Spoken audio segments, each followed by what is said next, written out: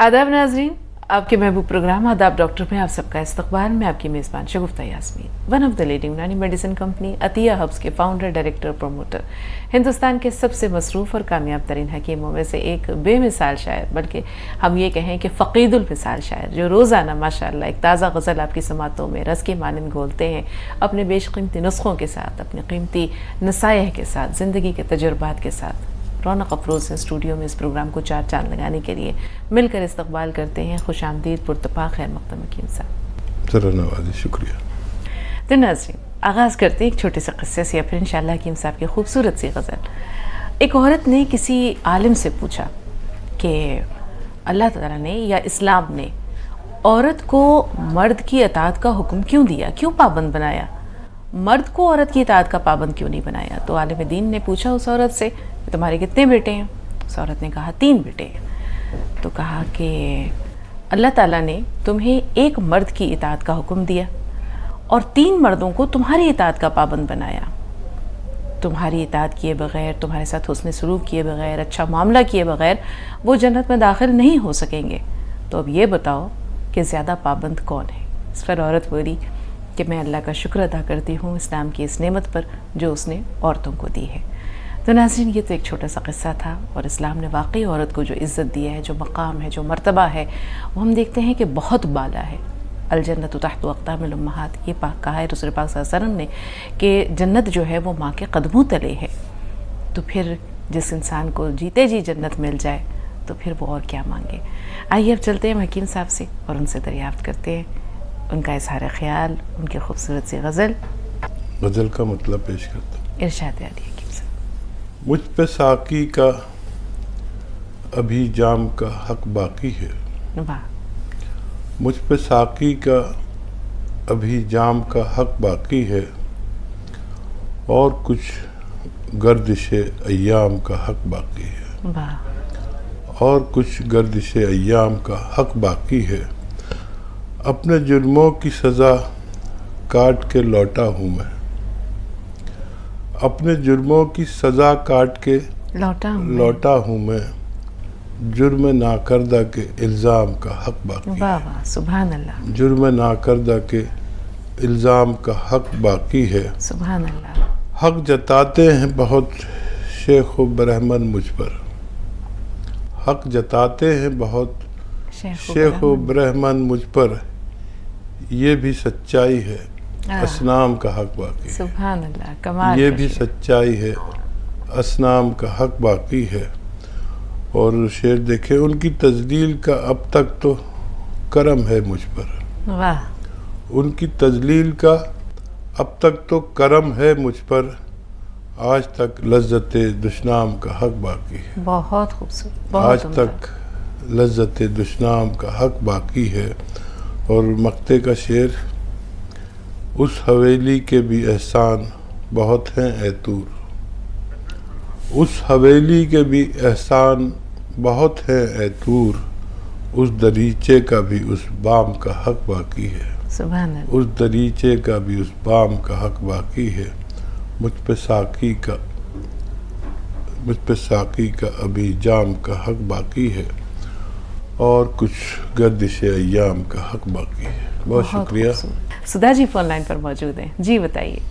हमारी प्यारी बेटी और हमारी मसीहा, आप दोनों का अस्सलाम वालेकुम रहमतुल्लाहि व बरकातहू। बहुत खूब, बहुत उम्दा, क्या गजल पड़ी है।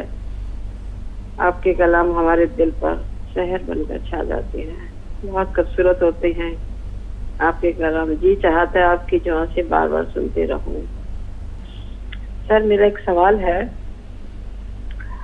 जैसे हम 6 चीजों का सफ़ो बनाते हैं ना, सौंठ, अजवाइन, जीरा, धनिया, मेथी का, तो उसमें क्या हम अलसी मिलाकर ले? अलसी अलग तो हम लेते ही हैं, अगर हम उसमें मिलाकर ले सकते हैं क्या? ये ठीक रहेगा? और एक दूसरा सवाल ये कि सर, मेरे को जो मैंने बताया था ना, मेरे होठ के नीचे की जो है ना खाल उतरती है। पहले मैं मल्टीविटामिन की गोलियां डेली खाती थी, अब 7-8 महीने हो गए जब से आपने मना किया कि नहीं रोज नहीं खानी चाहिए, तो मैंने बंद कर दी। खजूर भी डेली खाती हूँ मैं तो, लेकिन अभी तक भी जो है ना खाल उतरनी बंद नहीं हुई। अब मैंने डेली भी लेनी शुरू करी, जब आप पीछे नहीं तो मैंने कहा 1 महीना डेली लेके देखती हूँ, शायद फर्क पड़ जाए। पहले छोड़ दी, तो मेरी अभी भी खाल उस तरह से ना लिप्स की उतरती रहती है। इम्यूनिटी जिन लोगों में ज़्यादा होती है उनके भी होंठ फटते हैं, मेरा भी यही हाल है। और इसके लिए एक कैल्शियम या 2 कैल्शियम गोली एक हफ्ते में ले लिया करें, तो इससे बड़ा फ़ायदा होता है। और अपनी ये नाभि में, ये जो टुंडी जिसे कहते हैं, इसमें कोई अपना पसंदीदा तेल लगा लिया करें। तो बिल्कुल यही सूरत मेरी है, तो इस सूरत से फिर इस पर फ़र्क पड़ जाता है। और क्या सवाल था? और एक सवाल ये था कि वो जो चूरन है 6 चीज़ों का, उसमें अलसी की मिलावट की जा सकती है, आमेज़िश की जा सकती है? हाँ, अलसी देखिए बड़ी अच्छी चीज़ है। अलसी के फ़ायदों से लोग वाकिफ़ नहीं हैं, और अगर हो जाए तो जो ये अलसी 100 रुपये 125 रुपये किलो मिल जाती है, ये हज़ारों रुपए किलो मिला कर है। और मेरे ज़्यादातर नुस्खों में अलसी होती है, उसका खपत भी बहुत बढ़ गई। अलसी दरअसल पेट को भी अच्छा करती है, इम्यूनिटी के साथ पेट को भी अच्छा करती है। और इसमें जो ऑयल है वो बड़ा गज़ब का ऑयल है, बहुत पतला है। आप तो खैर वाकिफ़ हैं, आप निकाल भी लेती हैं, और आपने मुझे भी गिफ्ट किया इसका तेल। और पतला तेल है, हल्की सी कड़वाहट होती है। तो मैं तो वो तेल आपका भेजा हुआ अभी भी यूज़ कर लेता हूँ। फिर मैंने भी निकलवाया 20 किलो अलसी का तेल, और वो भी मेरे पास है, लेकिन अभी आपका ही ख़त्म नहीं हुआ।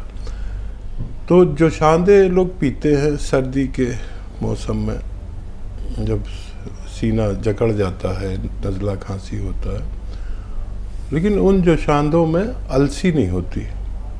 अगर लोग वो जोशांदा पिएं तो 1 चम्मच 2 चम्मच अलसी हल्का सा कूट के उसमें डालकर फिर उबालें, फिर पिएं, तो ये उससे 10 गुना फ़ायदा करता है।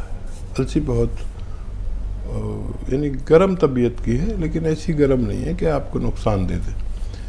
जो हद दर्जा गर्म चीज़ें हैं वो ज़्यादा नहीं ले सकते, लेकिन ये आप अपनी ज़रूरत के मुताबिक ले सकते हैं। अपने सब्जी सालन में भी आप अलसी को थोड़ा सा कूट के डाल सकते हैं, तो ये उनको भी हज़म होने वाला बना देती है, और वज़न को कंट्रोल करती है, कोलेस्ट्रॉल को भी कंट्रोल करती है। ये एक ऐसा तेल है जो कीमत में बहुत सस्ता अलसी होती है, लेकिन फ़ायदों में अखरोट का तेल का या मछली के तेल का मुकाबला करता है। और इसमें ओमेगा 3 है, और ओमेगा 3 एक ऐसी यानी समझ लीजिए दवा या औषधि, जो भी आप समझे, कि किसी मकान को बनाने के लिए उसमें पिलर बनाए जाते हैं स्ट्रक्चर के लिए, और आजकल मकान दीवारों पर नहीं बल्कि पिलर पर खड़ा होता है, और उस पिलर में जो लोहे का जाल होता है, ये अलसी उसका काम करती है हमारी बॉडी में। तो आप खुद अंदाज़ा लगा लें कि ये कितनी सेहत के लिए फ़ायदेमंद हो सकती है। जी, शीरी है हमारी अगली कॉलर, क्या सवाल है? जी, अस्सलाम वालेकुम व रहमतुल्लाहि व बरकातुहू। वालेकुम अस्सलाम। वालेकुम सलाम। जी शीरी। जी, पहले तो मेरी गुजारिश है मैम कि मेरी कॉल ना काटी जाए, और मेरा एक सवाल भी है और मुझे कुछ कहना भी है। मेरा ये सवाल है मैम कि मेरी मामी की अम्मी है, उनकी उम्र 65 साल के करीब होगी, और तो उनका ना जो सीधा हाथ है वो कलाई से लेकर उंगलियों तक सुन्न रहता है, और जब भी वो कोई गर्म चीज उस हाथ से पकड़ती है तो उसमें छाले पड़ जाते हैं, और ये प्रॉब्लम उनको 3 से 4 साल हो गए इस प्रॉब्लम को। ये छाले क्यों पड़ते हैं, आपने क्या कहा? ये गर्म चीज जब कोई पकड़ती है, गर्म चीज, गर्म बर्तन, हाँ हाँ जी ठीक है, तो उससे पड़ जाती है छाले, और सुन्न रहता है कलाई से उंगली। हाँ ठीक है। दूसरा? और सवाल ही मैम मुझे कुछ कहना है, एक्चुअली मुझे कुछ बताना है। हाँ बताइए ना। जी, नहीं कहती अब मैं खुदा से, मेरी मुश्किलें बड़ी है, मुश्किलों से कह दिया मैंने मेरा खुदा बड़ा है। वाह, बिल्कुल बिल्कुल बिल्कुल शीरी, वाकई खुदा से बढ़कर कोई नहीं है। जी हकीम साहब। शीरी भी हमारी रेगुलर कॉलर हैं और बड़ा अफसोस होता ही होगा शगुफ्ता कि जब कॉल नहीं लगती है, लगकर भी बात नहीं होती। जी। कौन कहता है मुलाकात नहीं होती है, वो तो होती है मगर बात नहीं होती है। तो बात फ़ोन रखने के बाद भी कॉल नहीं होती तो अफसोस बहुत होता होगा। बड़ा मुश्किल है कॉल कर पाना। ये लोग कितने जय्यद लोग हैं जो रोज़ाना जुड़ जाते हैं। हम अपने प्रोग्राम में अगर ख़ुद भी कॉल लगाना चाहें तो बड़ी मुश्किल है। ये मोहब्बत है और लगाव है और मुस्तकिल जुड़े हुए हैं ये लोग शीरी। और देखिए, जिनको भी हाथों में सुन होते हों या दर्द हो, ये मेरे भी अक्सर आ जाता है। और जो उम्र है ये 40-45 साल की, मेरी तो खैर बहुत उम्र है, तो इसमें ये सब तकलीफ़ें शुरू हो जाती। कभी हाथ में दर्द, कभी हाथ सुन, कभी पैर में दर्द, कभी पैर सुन, कभी कमर में दर्द। तो हाथ के दर्द या मोढ़े के दर्द में या सर्वाइकल में एक्सरसाइज, ये आप जानती ही हैं, ये 3 मिनट करनी है और कोई भी एक साथ नहीं कर सकता। बस ईमानदारी से 3 मिनट कर लें, चाहे 6 किस्तों में करें। और ये भी खूब मोड़नी है गर्दन। तो इससे सारी नसें जो हमारी गर्दन की डिस्क पकड़ लेती है, दबा लेती है, वो छूट जाती है और काफ़ी फ़ायदा इससे हो जाता है। अक्सर दवा की भी ज़रूरत नहीं पड़ती है, और दवा की ज़रूरत पड़े तो वही कौनसिया लेना आधा ग्राम बेहतर है, उससे भी फ़ायदा होता है, लेकिन 10-12 दिन बाद होगा फ़ायदा। और छालों के लिए आप नमक जैतून उन्हें दे सकते हैं, 1 चुटकी 1 बार या 2 बार पानी में मिलाकर। ये जिस्म के तापमान को भी ज़रूरत के मुताबिक करता है। एक ब्रेक का वक्त हो रहा है, छोटा सा वक्फा, बहुत जल्द हाजिर हुए।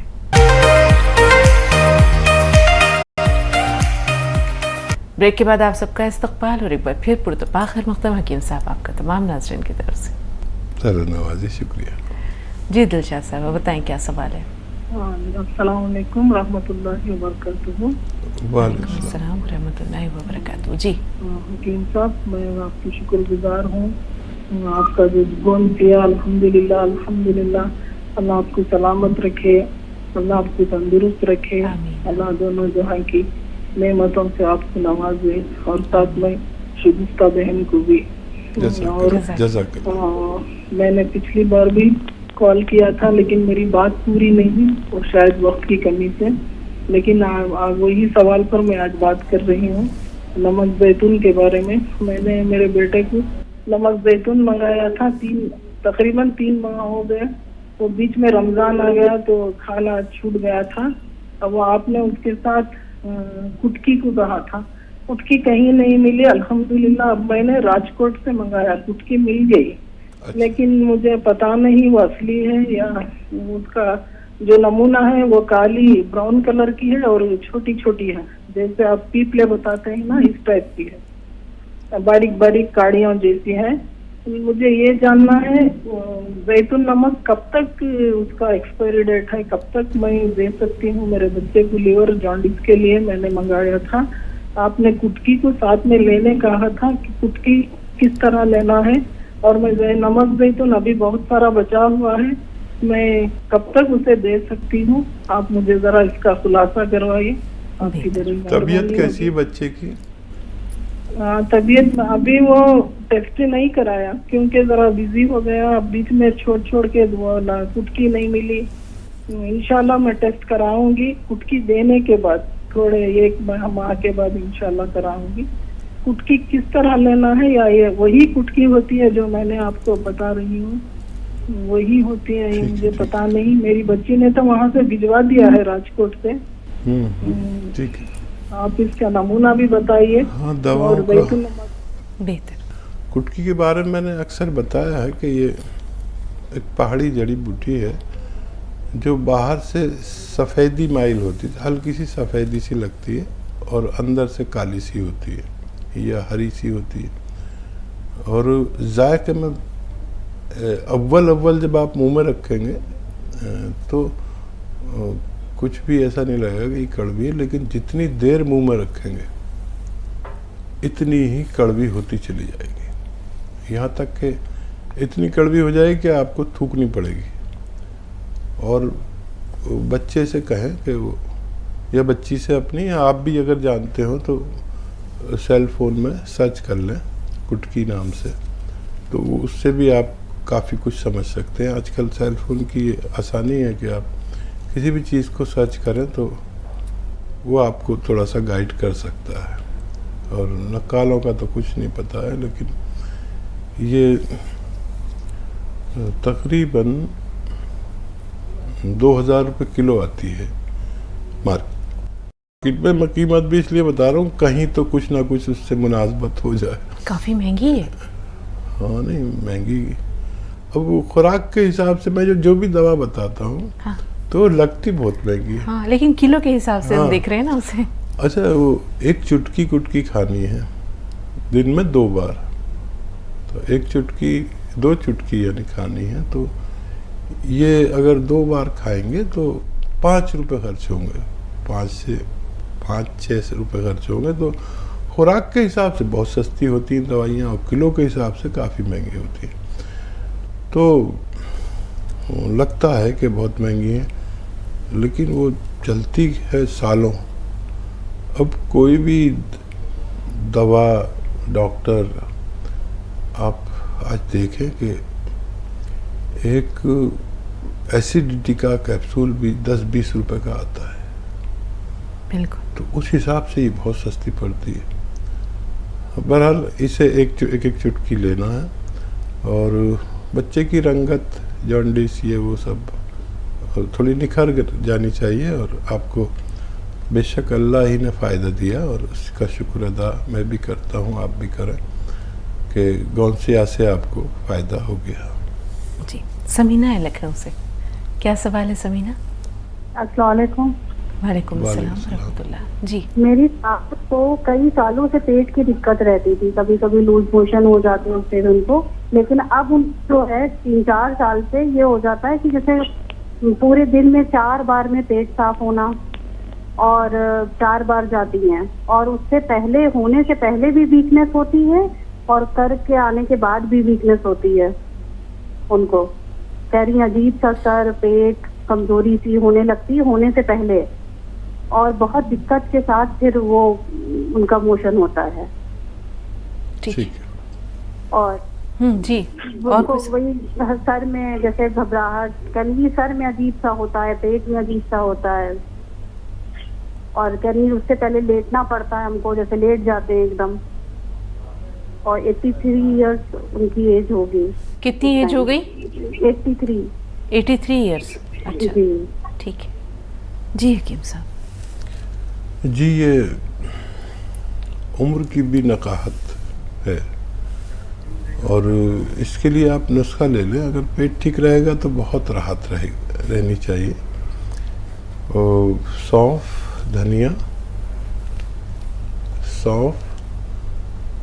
धनिया, अलसी, ये 3 चीज़ें 100 ग्राम खरीद कर सफ़ूक बना लें। सौंफ, धनिया और अलसी सफ़ूक बना के रख लें, और 1 चम्मच सुबह, 1 चम्मच शाम, नमक ज़ैतून के पानी से। नमक ज़ैतून नकली बहुत मिलता है, असली लेना है। बस 1 चुटकी नमक ज़ैतून पानी में मिला दें, और इस पानी से उन्हें 2 बार या 1 बार में फ़ायदा होने लगे, 2 बार देने की ज़रूरत नहीं है। इंशाल्लाह आपकी सास को काफ़ी फ़ायदा मुमकिन है। जी। यास्मीन बेगम कर्नाटक से, क्या सवाल है बहन? अस्सलाम वालेकुम। वालेकुम वालेकुम अस्सलाम सलाम। वरहमतुल्लाह। जी मेरा जो कल सवाल था उसका मुझे वो ये थायराइड के बारे में है। तो मैं थायराइड की 75 mg की गोली ले रही हूँ मॉर्निंग। सुन रहे हैं आप? जी जी, जी तो मैं सुबह सुबह 75 mg की गोली लेती हूँ। उसके अलावा नाश्ता करने के बाद गोंद मोरिंगा लेती हूँ। उसके साथ मैं खाने की सोडा मिक्स करना या 1 चुटकी मिक्स करो कहते आप। और उसके साथ जो 3 घरेलू चीजें हैं, धनिया, आंवला, मेथी, वो पाउडर भी डाल के गर्म पानी में डाल के पीती हूँ। और मेरे क्या है मालूम, दांत बहुत टुकड़े टुकड़े होकर झड़ रहे हैं। अभी थोड़ा बीमार पड़ी तो आंखों के पास काला हो जाता है मेरे को, कुछ भी बीमार हुई तो। उसकी वजह से आप लाजवंती और गोंद चिलगोजा बोले थे, वो कितने ग्राम कैसा लेना वो बताए नहीं। इसकी वजह से मैं पूछने वाली। और नमक जैतून के साथ अलसी मिक्स करना क्या? अलसी और जो 6 चीजें हैं, ये तब बोल रहे थे बड़ी सौंफ, सौंठ, वो सब मिक्स करके खाने के बाद लड़के को दे सकेंगे क्या करके? और मेरी लड़की की उम्र इतना जस्ट 21 ईयर्स है। वो दुबली भी है, मोटी हो रही है। उसको मोटा होना, हाइट तो आप नहीं बढ़ती कर बोले थे। इसकी वजह से मैं आपके पास माजून अखरोट मंगाई थी। उसका 1 डब्बा खलास की, फिर दूसरा नहीं खाई वो, कि बोले तो उसको टाइम नहीं मिल रहा था करके। वो ट्रैवलिंग करती है, यहाँ से 2 घंटे ट्रैवलिंग करती है, आने जाने को 2 घंटे, कॉलेज को आने को 2 घंटे बस से। वो जरा वीकनेस होती है, इसकी वजह से क्या लेना बोलिए? बेहतर, ठीक है जी हकीम साहब। अखरोट प्राश अच्छी है। एक वक्त जब वापस घर लौटाया करे तब रात को दे दिया करें। ये अच्छी तवानाई और मुतहरिक करने के लिए, ताकतवर रखने के लिए, तहरीक पैदा करने के लिए अच्छी है अखरोट प्राश। बच्ची को दिया करें पानी या दूध के साथ। और क्या सवाल है? और थायराइड के लिए ये 75 mg की गोली लेती हैं, और धनिया, आंवला, मेथी, तमाम चीज़ें नमक जैतून के साथ इस्तेमाल कर सकती हैं कि नहीं? इसी तरह लाजवंती और गोंद चिलगोजा, इसके बारे में भी उन्होंने दरियाफ्त किया है। आंखों के गिर्द से हल्के हो गए हैं। लाजवंती 2 चुटकी ले लें। लाजवंती ऐसी होती है कि वो पानी में डालो तो पानी को ही जमा देती है, सब पीकर, और एक ऐसा हो जाती है प्लास्टिक की तरह। खींचो तो ऐसे खिंच जाती है, छोड़ो तो ऐसे पास आ जाती है। तो मैं अक्सर पहले आधा चम्मच बताता था, वो आधा चम्मच खानी बड़ी मुश्किल हो जाती थी। 2 चुटकी भी काफ़ी है। 2 चुटकी लाजवंती, 1 चुटकी गोंद चिलगोजा के साथ मिला के किसी भी तरह खा लें। दूध में मिला के खाएं, पानी में मिला के खाएं, शहद में मिला के खाएं, किसी भी तरह खा लें। कुछ भी नहीं तो अपने सब्जी सालन में मिला के खा लें, ये तो वो आसानी से खा ली जाती है। और नमक जैतून, अलसी और वो 6 चीज़ों का चूरन एक साथ मिक्स किया जा सकता है खाने के लिए? हाँ, ज़रूर किया जा सकता है। उसमें अलसी भी डाल सकते हैं, वो पेट का नुस्खा है और भी बहुत सारे फ़ायदा करता है। आपको थायराइड है और काफ़ी है, 75 mg की गोली वो लोग खाते हैं जिनका थायराइड बहुत ज़्यादा हो। तो ये धनिया, और इसका रेशो आपको मालूम ही होगा, फिर बता देता हूँ। 300 ग्राम धनिया, 100 ग्राम आंवला सूखा हुआ, और 100 ग्राम मेथी, ये सफ़ूफ बना के रख लें। इसमें आप गोंद मोरिंगा भी मिला सकते हैं 100 ग्राम। और कुछ लोग को ये नुस्खा फ़ायदा करता है, 1-1 चम्मच सुबह शाम खाएं। उस गोली के बाद, उस गोली के साथ जो थायराइड की आप खाते हैं, 1 चम्मच शाम को। या फिर इस सफ़ूफ को ऐसे ही खा लेते हैं बगैर गोंद मोरिंगा मिलाए, और नमक जैतून और खाने का सोडा पानी में मिला के, इस पानी से खाना भी बेहतर इलाज हो सकता है। जी, 21 साल बच्ची की उम्र, जैसे बताया कि दुबली पतली है, तो उसकी और थकन बहुत जल्दी हो जाती है। हाँ, गोंद मोरिंगा सफ़ेद 1 ग्राम रोज़ दूध के साथ, पानी के साथ, या नारियल पानी के साथ, अगर आपके अच्छे हालात हैं तो नारियल पानी के साथ भी दे सकते हैं। रोज़ाना नहीं तो कभी कभी दें, यकीनन उसको फ़ायदा मुमकिन है। यहाँ एक और वक्फा लेंगे नाजरीन, एक और ब्रेक का वक्त हो रहा है, बहुत जल्द हाजिर हुए, आप देखते रहें आदाब डॉक्टर। ब्रेक के बाद आप सबका इस्तकबाल और एक बार फिर पुरतपा खैर मक़दम हकीम साहब आपका तमाम नाजरीन की तरफ से। सर नवाजी, शुक्रिया। आंध्र प्रदेश से हसीना साहबा, क्या सवाल है बहन? वालेकुम अस्सलाम वरहमतुल्लाह। जी बाजी, मेरे 3 सवाल है। पहला सवाल है कि नमक, जैतून और सफेद गोंद मोरिंगा इस्तेमाल कर रही हूँ, इसमें कौन कौन सी चीजें खाने से परहेज करना चाहिए? जैसे कि नॉनवेज, गोश्त, मछली, अंडे खा सकते हैं? ठीक है। दूसरा, किस बीमारी के लिए आप यूज़ कर रहे हैं? जी कौन सी बीमारी के लिए यूज़ कर रहे हैं? जी, स्किन प्रॉब्लम, चेहरे पर कील मुहासों के लिए और बालों के लिए सफेद गोंद मोरिंगा। ठीक है। दूसरा सवाल? और दूसरा सवाल है कि मेरी बच्ची 12 साल की है, उसके चेहरे पर सांवलापन और कील मुहासे हैं, इसके लिए कोई नुस्खा बता दें। ठीक है। तीसरा सवाल? और तीसरा सवाल है कि बाजी, वो बारीक से जो काले से बीज होते हैं वो पानी में जो शरबत में डालते ही फूल जाते हैं सफेद सफेद, और मैंने शरबत में इस्तेमाल करती हूँ वो गर्मी के मौसम में, उसे क्या कहते हैं उसका नाम जानना चाहती हूँ। तुख्म जब बालंगा? मैं मार्केट से मंगवाती हूँ तो उस पर पैकेज पर नाम लिखा होता है कि ब्लैक ग्रेन, इस तरह के नाम लिखा जाता है। जी, शरबत में जैसे कि रूह अफ़ज़ा में, नींबू पानी में वो बारीक बीन्स इस्तेमाल करते हैं, वो बीन्स का नाम जानना चाहती हूँ। ठीक है क्यों सर? हाँ, देखिए वो बीज अगर काले हैं तो तुख्म बालंगा कहलाते हैं। अगर काले रंग के हैं, पानी में डाल के उनके ऊपर एक कवर चढ़ जाता है, इसमें लुआब होता है, तो अगर काले हैं तुख्म बालंगा है। और लाल है, अगर लाल भी बीज आते हैं तो उसे हलीम कहते हैं। तो हलीम जो है वो गर्म तबीयत का है, और ये बालंगा जो है तुख्म बालंगा, ये ठंडी तबीयत का है। पेट को दोनों फ़ायदा करते हैं। तो आपको जिस सूरत में इस्तेमाल करना हो कर सकते हैं। तुख्म बालंगा लिख लीजिए, तुख्म बालंगा। और बताइए सवाल। जी, एक सवाल यहाँ पर और अपनी मालूमात के इजाफे के लिए हकीम साहब, ये हलीम ये किसका बीज है? ये जो तुख्म हलीम कहलाता है? हाँ, ये भी इसी तरह का बीज है, लेकिन ये ऑयली होता है, इसमें तेल निकलता है। जैसे अलसी है ना, हाँ। अलसी से बारीक होता है, और अलसी के रंग का तो नहीं होता, लेकिन मिलता जुलता होता है। ये ऑयली है, और ये वज़न कम करता है, कोलेस्ट्रॉल को कम करता है, पेट के लिए बहुत मुफीद है। और ये भी उसमें शरबत वगैरह में, फालूदे में आपने देखा होगा लाल लाल बीज, हाँ। फालूदे में काले या लाल बीज ही होते हैं। तो ये हलीम है, लेकिन ये गर्म तबीयत का है, तो जिनको गर्म तबीयत की चीज़ चाहिए वो ले सकते हैं। जी, 12 साल की बच्ची है, रंग थोड़ा सांवला है, कील मुहासों की शिकायत है।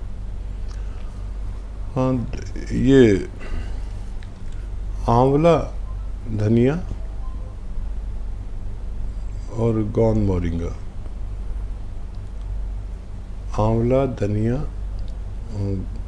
गोंद मोरिंगा और सौंफ, इन चारों चीज़ों को हम वज़न लेकर पाउडर बना लें, और आधा चम्मच या उससे भी कम खिलाएं, या उबाल के पिला दें इसका पानी, या इस पाउडर को शहद में मिला दें और वो आधा चम्मच खिलाया करें। ये उस बच्ची के लिए जो 12 साल की आपने बताई है। जी, जो इनका मसला है वो नमक जैतून का है, गोंद मोरिंगा का इस्तेमाल कर रही हैं। अब ये जानना चाह रही हैं कि क्या गर्म अशिया, या हम नॉनवेज की बात अगर करें, वो इस्तेमाल कर सकती हैं या वो रोक देना चाहिए? हाँ, देखिए जो भी खाएं खा लिया करिए सब चीज़ें, तो एतदाल में खाएं और हज़म का ख्याल रखें। हज़म अच्छा रहना चाहिए, तो आप अपनी ज़रूरत के मुताबिक और एतदाल में ये सब चीज़ें इस्तेमाल कर सकते हैं। जी हकीम साहब, अगर ऑयली स्किन का मसला है तो हम ये देखते हैं कि ऐसी ग़िज़ाएँ, ऐसी चीज़ें जो बहुत ज़्यादा मुरग़्ग़न हो, या गोश्त भी जिसमें कि चर्बी की तह जैसे मटन वग़ैरह में होती है, तो क्या उसकी इजाज़त है? देखिए, ऑयली जो स्किन हो, तरह तरह की स्किन होती है। मेरी स्किन ऑयली भी है और खुश्क भी है, और मैं 13-14 साल का था जब से मुझे ये वहाँ से निकलते हैं, और किसी सूरत बाज नहीं आते। और वो फिर जब वो निकलते हैं तो आदमी का हाथ जो है अपना आप ही वहाँ चला जाता है और उसे वो फोड़ता रहता है। ये मेरे साथ बड़ा मसला था और आज तक है। अब मैं 60 साल या कमोबेश हो गया, आज तक है, और बग़ैर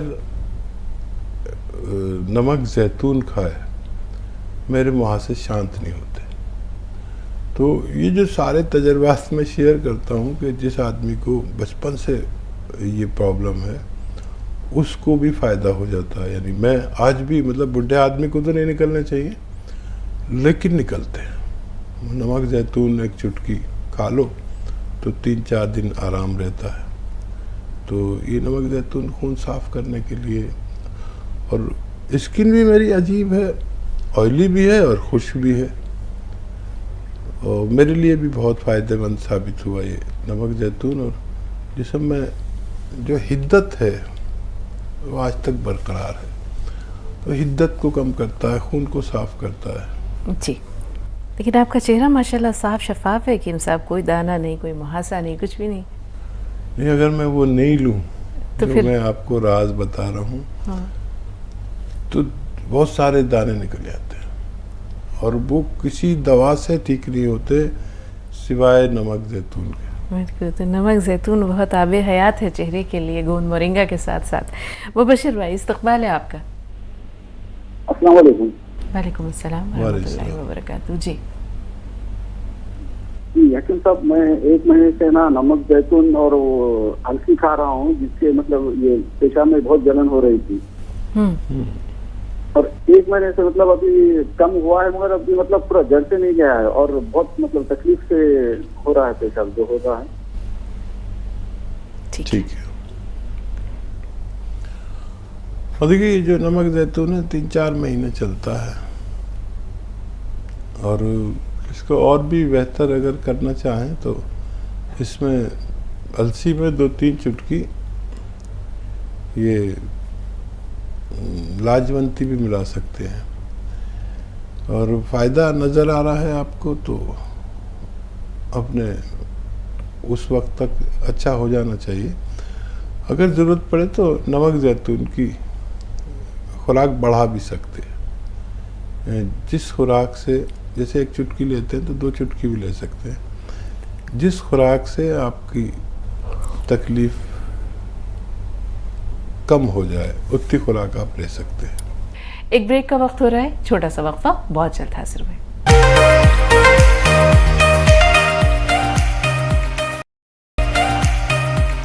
ब्रेक के बाद आप सबका इस्तक़बाल, और एक बार फिर पुरतपाखिर मक़दम हकीम साहब आपका तमाम नाज़रीन की तरफ से। सर नवाजी, शुक्रिया। बताएं क्या सवाल है यास्मीन साहब? अस्सलाम वालेकुम। वालेकुम अस्सलाम व रहमतुल्लाहि व बरकातहू। यास्मीन, आप और हकीम सुलेमान को देखे तो मेरे तो सवाल ही नहीं उठते, बोलने के बिसर जाती हूँ। नहीं, ऐसा कुछ नहीं है, कल आपकी गुफ्तगू का सुरूर आज तक तारी है, हम भूले नहीं आपकी बातों को। इतना है वहाँ के मुझे क्या बोलना समझ में सब बिसर छोड़ती हूँ। आपकी बातें और हकीम सुलेमान की जो बोलते हैं वो ऐसा सुनते हैं मेरे बड़े भाई में से बात करेंगे, हकीकत को मुझे ऐसा महसूस होता। और मैं इतना ये जो एपिसोड आता जो आता इतना ध्यान लगा के हर एक पॉइंट में लिखते रहती हूँ, और खुद मेरा सवाल मैं बिसर जाती हूँ। इसके वजह से। और मैं क्या पूछना चाहती थी कि हम चाय जो पीते हैं, नहीं चाय पीना कितना सही है हमको करके। और दूसरा क्या है मालूम, अब मुझे ये थायराइड है, नहीं थायराइड से मेरे दांत छोटे छोटे झड़ रहे हैं। और मैं थायराइड नमक गोंद मोरिंगा के साथ नमक ये खाने सोडा डाल के ले रही हूँ, और जो चूरन भी ले रही हूँ, वो सही है क्या? और क्या है मेरे पाँव पानी में कैसा रहते हैं वजू करने के टेम्पो, अंदर पाँव के जो ये उंगलियां होते हैं, उंगलियों में ये होता कच्चा होके वहां से गुदगुदाने लगता है। वो मेरे को बहुत दिनों तक तकलीफ रहती है। मैं हर एक मलहम लगाती रहती हूँ तो भी कम नहीं होता। उसे क्या करना चाहिए? बेहतर। और मैं क्या खाना, कौन सा खाना नहीं खाना, और कौन सी कितने दिन तक का लेना बताइए। पाँव का दर्द तो कम हुआ, बच्चे का भी पाँव का दर्द था, उसे दिन कितने दिन तक का लेना, कौन सी? बेहतर, ठीक है। वाकई आपका अंदाज़ तकल्लुम भी याद आ गया, और कल का सुरूर वाकई हम लोगों पर है। ये बेबाकी बहुत कम लोगों में होती है। और मैंने अपनी ज़िंदगी में देखा कि बातचीत करने के लिए सिद्क दिल होना चाहिए, जैसे आपका, और अल्फाज जो भी हो, जैसी तालीम जैसी तरबियत हो, उस हिसाब से निकलते हैं ज़बान से। और हम भी ये प्रोग्राम करते हैं, 10 साल हो गए।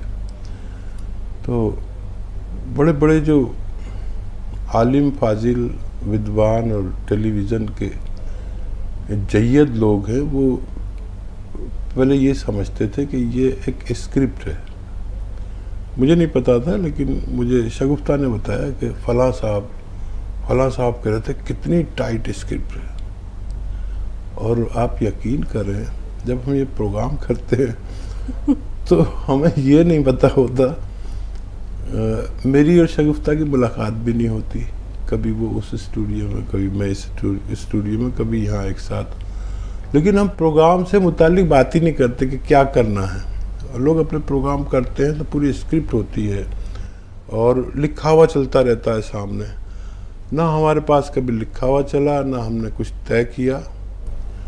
और ऐसे भी नहीं है कि हम बहुत बड़े विद्वान हैं, बहुत बड़े आलिम हैं।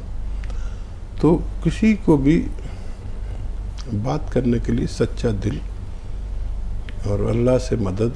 और मैंने कभी अपनी बातचीत को बहुत अच्छा नहीं समझा। और मुझसे लोग मिलते हैं तो वो बहुत मुतासिर होते हैं, कहते हैं कि तुमने, आपके अल्फाज ऐसे हैं, आपके बातचीत ऐसी है, और ये है वो है। तो मैं उनसे साफ कहता हूँ, सच बता रहा हूँ कि मेरी बातचीत इतनी अच्छी नहीं है।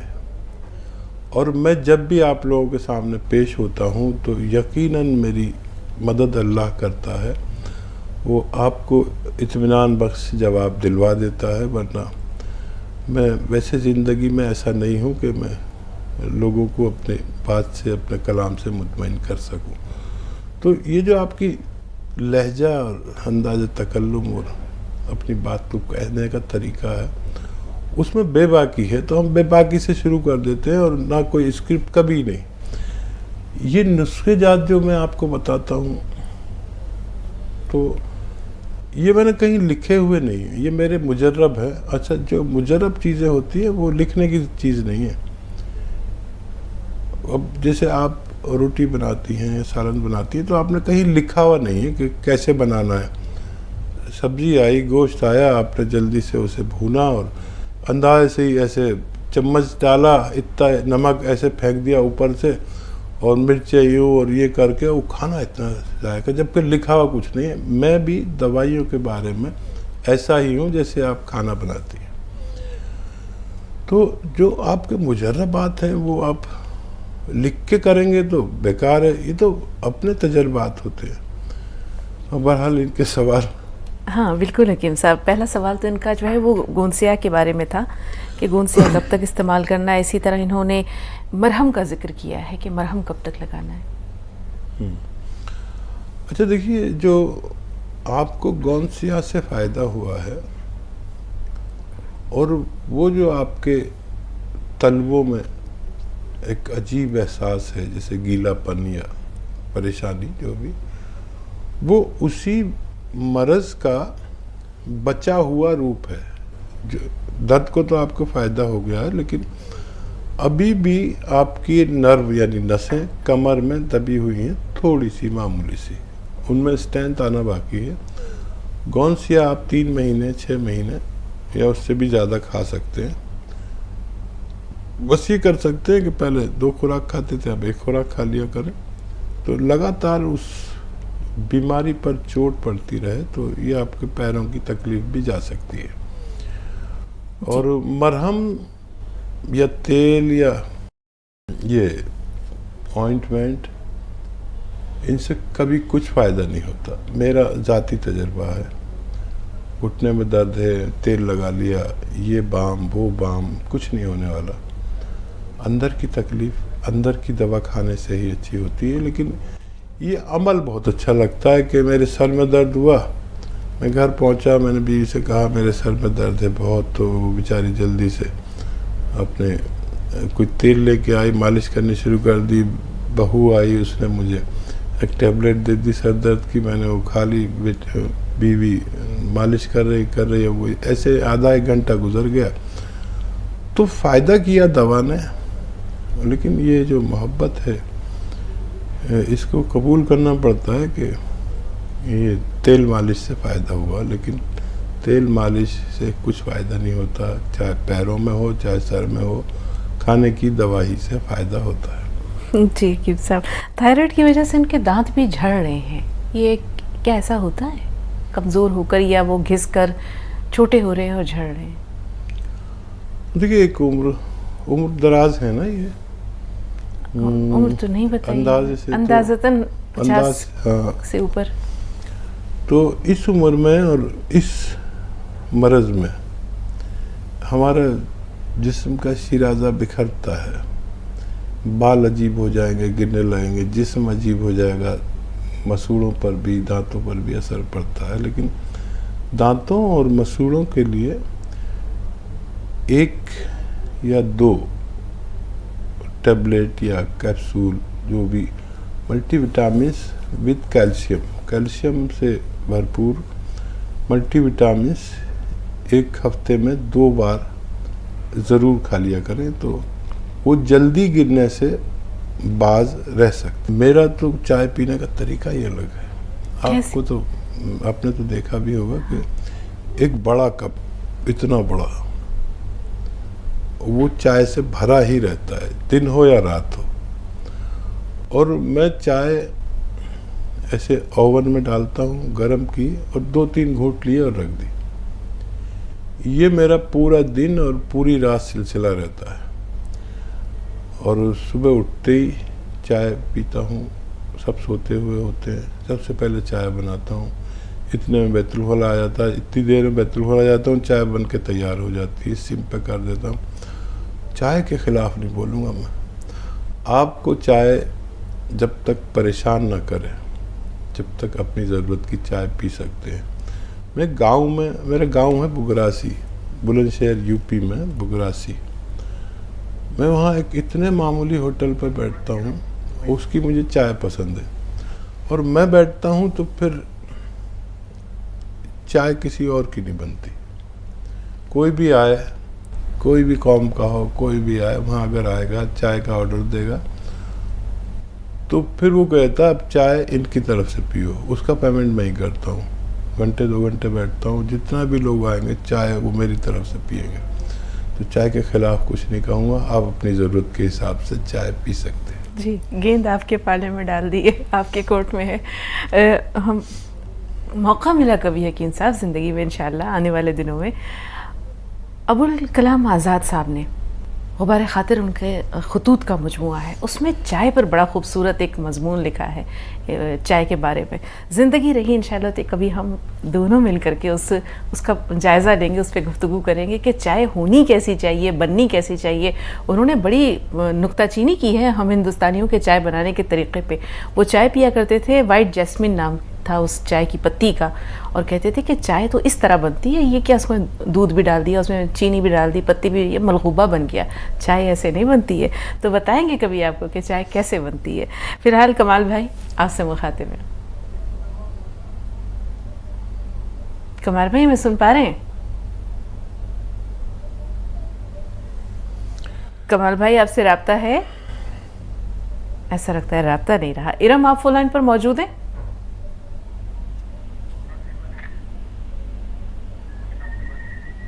कमाल भाई हमें सुन पा रहे हैं आप? अस्सलाम वालेकुम, मैं सुन रहा हूँ। हाँ वालेकुम अस्सलाम जी, फरमाइए। मैं हकीम साहब से बात करना चाह रहा। कमाल भाई आपका खैर मकदम है। अस्सलाम वालेकुम। वालेकुम सलाम। मैं हाजी कलाम वेस्ट बंगाल से बोल रहा हूँ। जी इरशाद। तो मैं पहले भी आपसे बात किया था,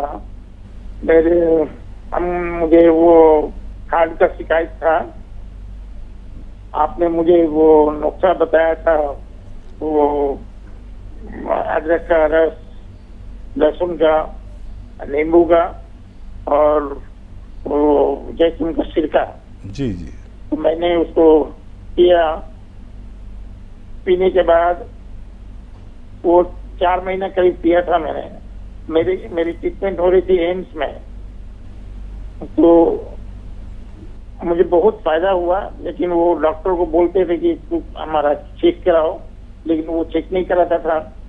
एक दिन वो राजी हुआ कि चलो ठीक है, मैं आपको एंजियोप्लास्टी करता हूँ, और अगर एंजियोप्लास्टिक नहीं हुआ तो सर्जरी के लिए आपको तैयार रहना होगा, उसी दिन करेंगे। हम बोले हाँ ठीक है भाई। तो जब वो एंजियोप्लास्टी करने के लिए गया, मुझे भर्ती कर लिया था। भर्ती करने के बाद 3 दिन बाद मुझे जब लेके गया वो सर्जरी करने के लिए, तो वहां देखा कि हार्ट तो बिल्कुल क्लियर है, माशाअल्लाह। आपका तो होगा नहीं एंजियोप्लास्टिक। मैं एंजियोग्राफी कर देता हूँ, हाथ से कर दिया। बोला वो डॉक्टर को जाकर के आप दिखा दीजिएगा उसको। तो वो कर दिया। उसके बाद फिर बोला 10 दिन बाद जाके डॉक्टर को आप दिखा लीजिएगा। तो मैं 10 दिन के बाद गया। दूसरे दिन में मैं डॉक्टर के पास गया तो वो तो बहुत परेशान हो गया। बोला ये कैसे हो गया? मैंने उसको नहीं बताया कि मैंने आपका ये सिरका पिया। फिर उसके बोले ठीक है ये दवा दे रहा हूँ मैं, खाओ। उसके बाद ये खाते रहे, बोलो इसी से ये ठीक हो जाएगा कि जो बाकी है। उसके बाद फिर मैं जब ये दिल्ली से चला आया मैं बंगाल को, तो यहाँ मैंने चलने में बहुत तकलीफ हो गया मेरे को। पैरों में? महीने बाद पैरों में दर्द था? नहीं, मैं चल नहीं सकता था। मेरे लंग्स में तकलीफ होने लगा, फेफड़े में, लंग्स में। अच्छा जी। हाँ लंग्स में। हाँ। तो लेकिन वो कोई बोलता था कि हार्ट का ही है, लेकिन हार्ट की तरफ से मैं बिल्कुल इत्मीनान था कि हार्ट का नहीं है मेरे पास। मैं डॉक्टर के पास फिर गया। डॉक्टर बोला कि नहीं, लंग्स में तो हार्ट में मेरा कुछ नहीं है, आपके हार्ट में कुछ नहीं है। फिर मैं लंग्स वाला डॉक्टर के पास, लंग्स का भी ट्रीटमेंट हो रहा था, मैं जब गया वहाँ तो बोला नहीं तो आपका हार्ट से है। फिर मैं हार्ट के वाले के पास गए तो उन्होंने वो इको करके वो सर्टिफिकेट दे दिया कि हार्ट में कुछ नहीं है, एकदम हार्ट में क्लियर है। तो फिर मैं, वो बहुत बड़ा सर्जन है वो लेंस का, मैं उसके पास गया तो वो देख करके बोला नहीं हार्ट में कुछ नहीं है और लेंस में ही है, ठीक है। फिर उसने हम उसको भर्ती कर लिया। भर्ती करने के बाद वो 6-7 दिन रखा। उसके बाद हम उसको दवा दे करके वो छोड़ दिया। तो मैं कुछ दिन फिर चलने लगा थोड़ा बहुत। तो चलने लगा। अभी भी ऐसा है हकीम साहब कि मुझे चलने में बड़ा तकलीफ होता है। हार्ट की तरफ से मुझे कुछ शिकायत नहीं है। ठीक है। वक्त बहुत कम है जी। वक्त बहुत कम है। मैं कोशिश करता हूँ आपको नुस्खा बता दूँ, और आप नहीं तो हमसे कल जुड़ना, तो हम पूरी बात करेंगे। बहुत अच्छा लगा, आपको अल्लाह ने बचा लिया। और ये ऐसा ही नुस्खा है कि वाकई डॉक्टर भी हैरान रह जाते हैं। तो ये सपिस्तान उन्नाब अलसी 100-100 ग्राम लें। इनको इसमें आप 30 ग्राम पीपले मिलाएं और उन्नाप की गुठली निकाल कर फेंक दें। इनको आप पाउडर बनाकर 1 चम्मच सुबह 1 चम्मच शाम गर्म पानी के हमरा लें। और कभी भी इन्फेक्शन हो या डॉक्टर ये कहे कि आप ये दवा लेते रहें तो डॉक्टर की दवा भी ले लिया करिए। ज़रूरत के मुताबिक फौरी तौर पर डॉक्टर की दवा भी ले सकते हैं। 6-7 महीने खाएंगे तो फ़ायदा मुमकिन है। आज के लिए इतना ही नाज़रीन, बहुत बहुत शुक्रिया आप तमाम लोगों का। और न सिर्फ ये कि आपके कॉल्स आपके लिए रहनुमाई का ज़रिया है, बल्कि न जाने कितने लोगों के लिए फैज़ान का सबब होते हैं, मशाअल्लाह राह होते हैं। जैसे कि ये कॉलर हकीम साहब, जब अल्लाह ताला का हुक्म होता है तो फिर मौज़े होते हैं माशाअल्लाह। और जब आपके नुस्खे आपका हुनर रंग लाता है तो इस तरह के कमालात होते हैं। वाकई बहुत खुशी होती है कि वो लोग जो ज़िंदगी से नाउमीद हो चुके होते हैं, हौसला हार चुके होते हैं, उन्हें एक नया अज़्म मिलता है, एक नई उमंग मिलती है, जीने की एक नई राह दिखाई देती है। सलामत रहिए, अल्लाह ताला आपको बहुत जज़ाए खैर दे। धन्यवाद, शुक्रिया। आज के लिए इतना ही नाज़रीन, अगली मुलाकात तक के लिए इजाज़त दीजिए। आदाब।